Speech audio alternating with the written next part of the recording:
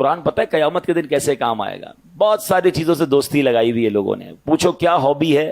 میری hobby sports ہے. میری ہابی موبائل پر گیم کھیلنا ہے. میری ہابی کیا ہے جناب؟ میں کمپیوٹر پہ ٹائم گزارتا ہوں. میری ہابی فلاں پتہ نہیں ٹامی جونی پتہ نہیں کس کس کی کتابیں پڑھتے رہتے ہیں. ارے مسلمان کی پہلی ہابی تو قرآن ہونا چاہیے نا, پہلی مصروفیت تو قرآن ہونی چاہیے. سنو قرآن کیا کام دے گا.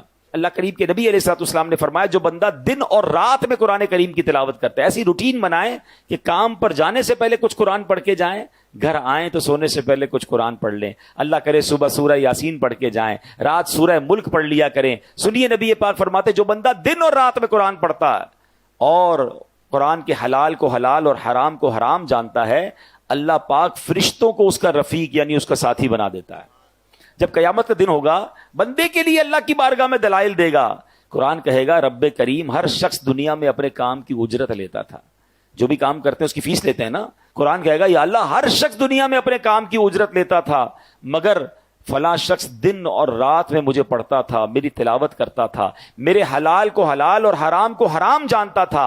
اے اللہ آج اس کو اجر عطا فرما, یعنی آج اس کی اجرت عطا فرما. قرآن کریم کی عرض پر اللہ کریم اس بندے کو تاج شاہی اور کرامت کا لباس پہنائے گا.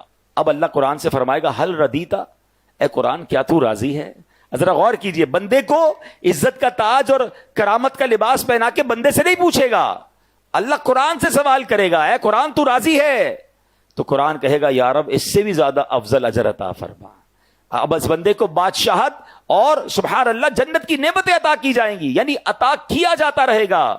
حدیث کا خلاصہ ہے کہ قرآن کے بارے میں اللہ تبارک و تعالیٰ پھر قرآن سے سوال فرمائے گا کہ اے قرآن کیا تو راضی ہے؟ اللہ اکبر, ذرا غور کیجئے.